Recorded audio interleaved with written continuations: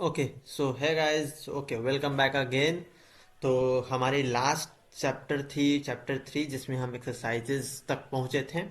आज ये है हमारी HTML की पार्ट फोर। और अब हम यहाँ पे करेंगे एक्सरसाइजेस कंप्लीट। तो गाइज एक्सरसाइज यहाँ पर क्या है, यहाँ पर देखते हैं। एक्सरसाइज में पैराग्राफ की एक्सरसाइज है। इसमें है use the correct HTML tag to add a paragraph with the text hello world. तो मतलब इसमें हमें पैराग्राफ ऐड करनी है और जिसमें हेलो वर्ल्ड इसमें शो करेगी। तो कैसे हमने बताया था गाइज, हमने बताया था कि पी टैग यूज करते हैं जब भी हम पैराग्राफ को लिखते हैं। तो ये हमने पी टैग हमने ओपन किया। ठीक है, इसके अंदर हमने लिखा hello WORLD world. Okay, space world. और हमने दिया यहाँ पर इसकी टैग को क्लोज। ओके सॉरी, हाँ। तो ये है गाइस, चलो करते हैं, सबमिट करते हैं आंसर को। Okay that's correct. आगे बढ़ते हैं गाइस। आगे है हमारी heading tag, clean up this document with proper in tag. In tag को हमने कैसे बताया था, किसी भी टैग को हम ओपन करते हैं तो उस टैग को हम क्लोज करते हैं इस तरीके से। ओके, ये गया पी को slash p tag and then submit करते हैं गाइस। आई होप ये तो काफ़ी इजी है। तो मुझे आ, आशा है कि आप सभी यहाँ पर इतने इजी इजी क्वेश्चंस कर लिए होंगे already. Add a horizontal rule between the heading and the paragraph. तो ऊपर में एक हेडिंग है H1, नीचे में पैराग्राफ है P टैग, दोनों के बीच में एक लाइन देनी है, रूल देनी है। रूल हमने कैसे बताया था गाइस, HR टैग। ओके, तो इसमें ओपन क्लोज नहीं होती, बस एक ही HR टैग है। तो ओके दैट्स करेक्ट। आगे बढ़ते हैं गाइस एक्सरसाइज 4 में। तो यहाँ कहते हैं add a line break in the middle of the paragraph. एक लाइन ब्रेक दें, तो ब्रेक तो हमने तो कितनी बार बताया आपको, BR टैग। सिंपल, एक टैग BR, ये ओपन नहीं क्लोज, ये ओपन क्लोज नहीं होती HTML में, बस ये BR टैग होती है, बस ऐसी होती है। ओके, सबमिट करते हैं, ये भी ओके। तो ओके, यहाँ पर नेक्स्ट एक्सरसाइज में है wrap this poem around HTML tag will preserve all space and line breaks when the element is display. तो मतलब इसका कहने का मतलब है कि जित आपको मैंने बताया था कि HTML में हम किसी नेक्स्ट लाइन में लिखते हैं तो ये सेम लाइन में ही आ जाती है, और स्पेसेस देते हैं तो स्पेसेस भी यहाँ पर काउंट नहीं करती है HTML।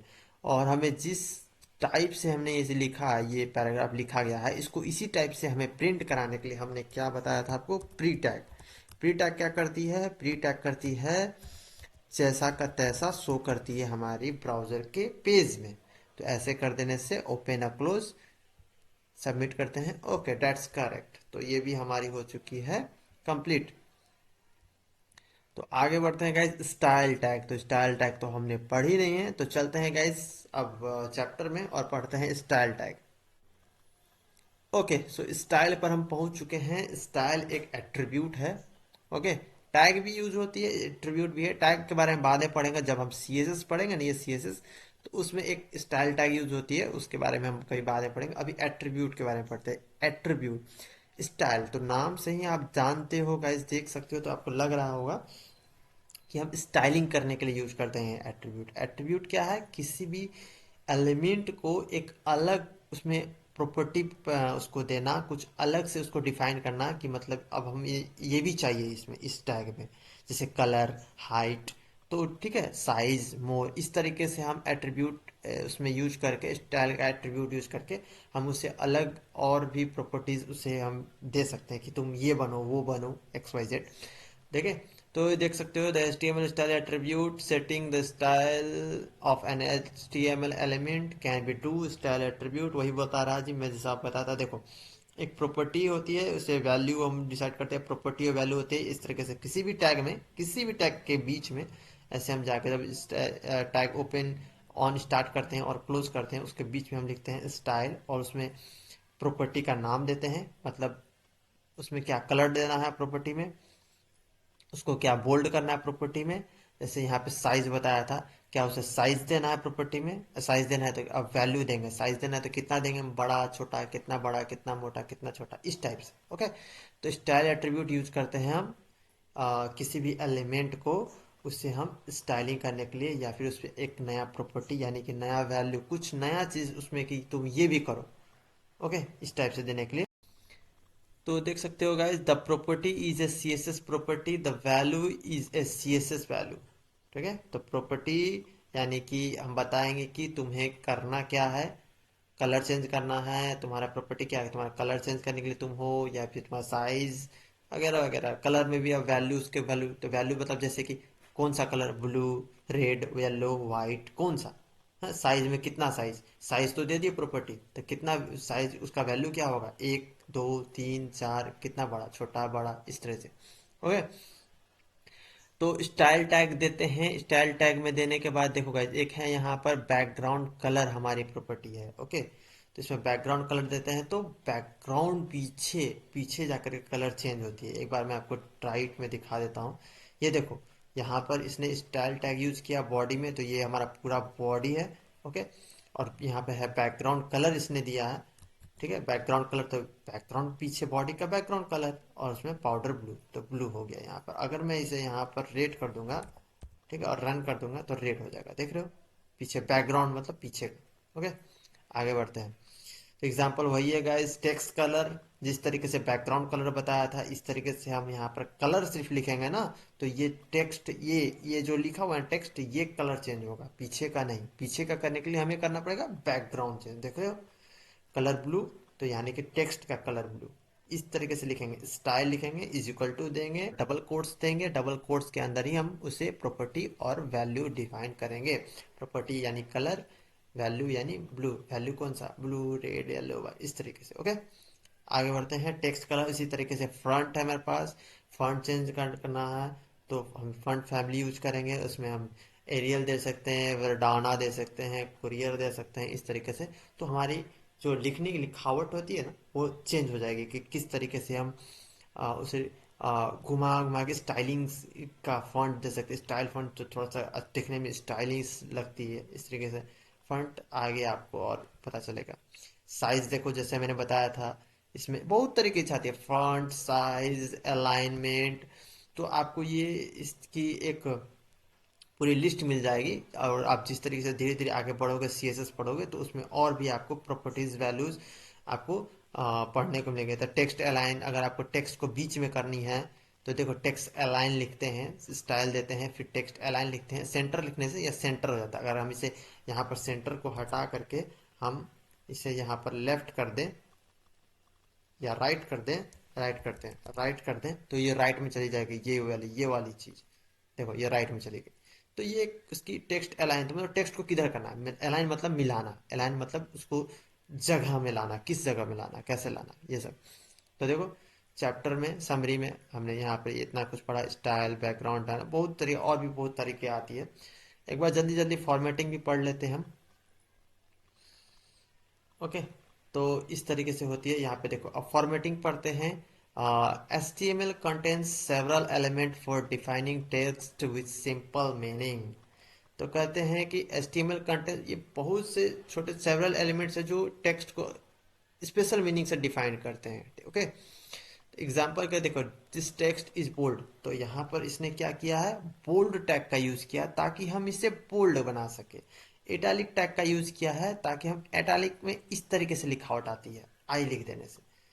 तो हम क्या करते थे, वहाँ फंट यूज करते थे ताकि इस तरीके से इटैलिक फंट इस तरीके से लिखा हुआ है, और इसको तो ऐसे इटैलिक स्टाइल बोलते हैं। ओके, फंट भी इसी तरीके से होती है। तो इस तरीके से हमारे पास कुछ कुछ टैग्स भी आती है, जिससे हम उसे अप एंड डाउन कर सकते हैं, इस तरीके से लिख सकते हैं। तो ये भी थोड़ा आपको ध्यान रखने की बात है। तो बाद में ये, अब तो ये बहुत कम यूज होती है, अब तो सीएसएस से ही हम उसे चेंज करते हैं। लेकिन फिर भी आप ये थोड़ी सी जान लो, बाद में और भी आपको धीरे धीरे पढ़ने को मिले। तो यहाँ पे देख सकते हो, कुछ टैग्स होती हैं जो कि फॉर्मेटिंग करने का, यानी कि उसके मिलाने का, यानी कि उसे कुछ अलग शेप देने का, कुछ अलग तरीके से दिखाने का, कुछ अलग वे से उसे समझाने का कोशिश करती है हमें। व्यू में जिसे हम देखते हैं, B for bold, strong, italic, italic तरीके से दिखाते हैं, और एम्फेसाइज्ड, मार्क, इस तरीके से बहुत तरह के, स्मॉल तो स्मॉल छोटी टेक्स्ट बन जाएगी।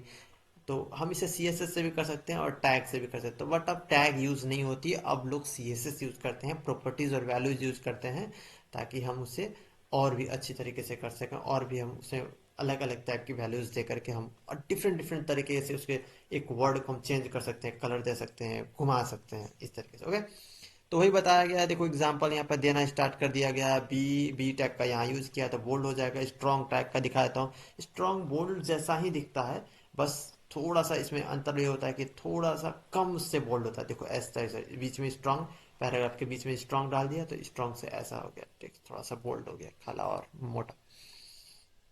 ओके, आई ई एम ये सब आप एक बार ट्राई योर सेल्फ से करके आप एक बार ट्राई देख सकते हो खुद से कि इटैलिक करने से क्या होगा। इटैलिक टैग देखने से, स्मॉल टैग, कहीं भी स्मॉल टैग के बीच में कुछ भी लिखेंगे तो स्मॉल लेटर में आएगा इस तरीके से, देख रहे हो। तो ये सब आप खुद से ट्राई कर सकते हो, जो भी मैंने आपको ऑलरेडी बता चुका है, डेल डिलीट इस तरीके से। तो ब्लू यहाँ पर देखो गाइस डिलीट हो जाएगा इस तरीके से, कुछ यहाँ पर लाइन बन जाएगी। ओके, बीच में लिख देने से। तो ये सब मैंने आपको बता चुका है ऑलरेडी, आप एक बार इसको सबको खोल करके धीरे से देख सकते हो। ओके, तो गाइज बस आज के लिए इतना ही। एक बार मैं सोचता हूँ एक्सरसाइज करा ही दूंगा आपको, यस एक्सरसाइज आपको मैं करा ही देता हूँ। Use the correct HTML attribute and CSS to set the correct. तो यहाँ पर कैसे करेंगे, पी टैग देखो यहाँ पे ओपन हुआ, पी टैग यहाँ पर ओपन है, यहाँ तक ओपन है, इसके बाद क्लोज तो इधर हुआ, इसके बीच में हम क्या लिखेंगे, स्टाइल।